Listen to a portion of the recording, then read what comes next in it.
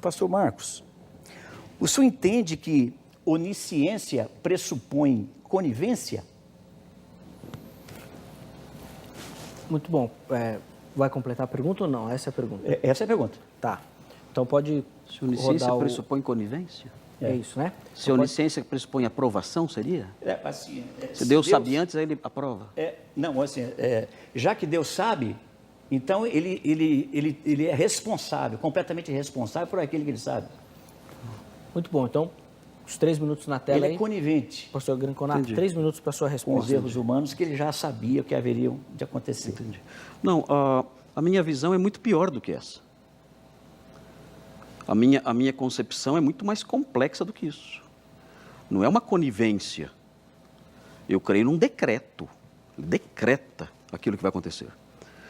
Ele decretou a traição de Judas. O senhor acabou de falar isso. Ele não foi conivente com a traição de Judas. O senhor mesmo disse há pouco que ele decretou a traição de Judas. Isso não é ser conivente. Isso é escrever o que vai acontecer, inclusive o que vai acontecer e que é pecado. Eu aprovo as palavras do Senhor e uso as palavras do Senhor para responder sua pergunta. Deus não é conivente. O problema é muito mais complexo. Ele é o autor da história. E de uma história que inclui, inclusive, que inclui o pecado, que inclui a traição de Judas, decretada por ele, como o senhor acabou de falar. Agora, se a pergunta fosse no seguinte sentido, olha, a onisciência de Deus significa que ele, do ponto de vista moral, aprova o pecado, aí é diferente. Aí a minha resposta seria não, Deus não aprova o pecado. Deus não aprova o pecado, ainda que ele trabalhe com uma determinação psicológica. Essa determinação psicológica preserva a culpa do agente. É diferente de uma determinação mecânica. Na determinação mecânica, o agente não tem culpa de nada. O que é uma determinação mecânica? Eu pego um boneco, amarro uns fiozinhos nele, ele não tem personalidade, ele não tem vontade, ele não tem raciocínio, ele não pensa, eu só mexo as cordinhas e ele se move. Isso é determinação mecânica. Isso anula totalmente a responsabilidade do agente. É um martelo na mão de uma pessoa. O martelo não tem culpa de nada. A pessoa usa como quer e o martelo não tem culpa de nada. Mas nós não falamos sobre isso na Bíblia. O calvinismo não ensina uma determinação mecânica quando Deus lida com a humanidade.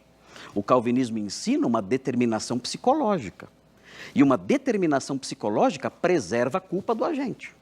Eu posso, por exemplo, ser determinado psicologicamente por alguma taxa hormonal e estar nervoso e agredir alguém. Essa determinação psicológica não anula a minha culpa. Eu fui determinado por alguns hormônios, talvez, mas eu sou responsável pelo que eu fiz. A mesma coisa acontece aí. Deus determina as coisas usando agentes morais e isso faz com que ele preserve a culpa do agente. Então, a minha resposta é essa. Deus não é conivente, ele é o autor, a causa primária de tudo. Mas ele não concorda, ele não aprova o mal que os seus agentes, usados por ele, realizam. Muito bom. A resposta não do pastor Marcos Granconato. Desculpa ter passado alguns segundos. Estourou um pouquinho, mas depois a gente compensa aqui para o pastor Fabrício. Tem problema. Bom, então, tá bom. Pastor Fabrício, 3 minutos então para os seus comentários, né? Em cima da resposta do pastor Granconato. Então, olha, eu não sei se o pastor realmente entendeu o que eu havia perguntado.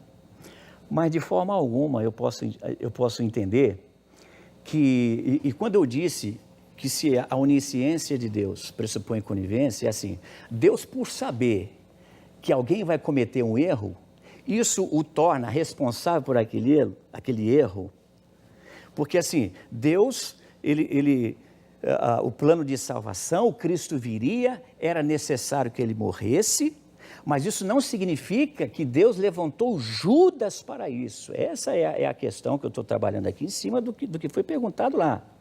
Agora, dentre os 12 apóstolos, qual dos 12 tinha um traço característico no qual, e vamos lembrar aqui, que quem colocou no coração de Judas para trair a Jesus não foi Deus, foi o diabo, que está lá em João 13, capítulo 2, 13, versículo 2.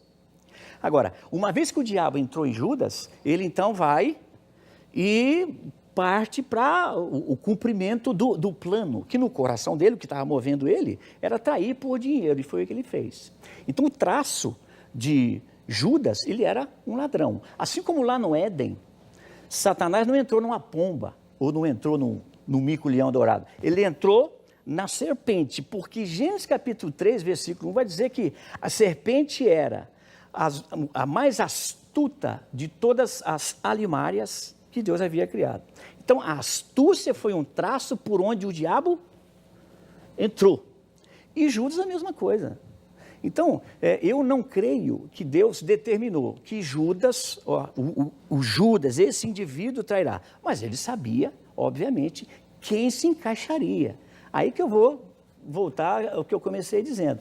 Obviamente, Deus é onisciente, ele é Deus, ué. Então, claro que ele sabe de tudo, não há nada que ele não saiba.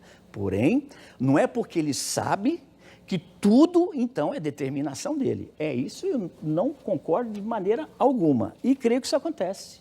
E aconteceu no caso de Judas. Né? Por que o diabo não entrou em Pedro?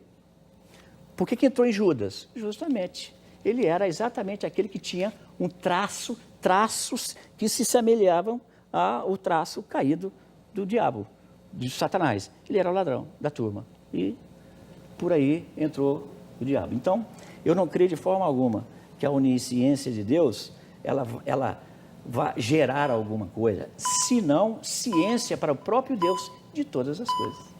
Muito bom. Então, tá aí os comentários encerrando a nossa primeira rodada de perguntas e respostas do pastor Fabrício.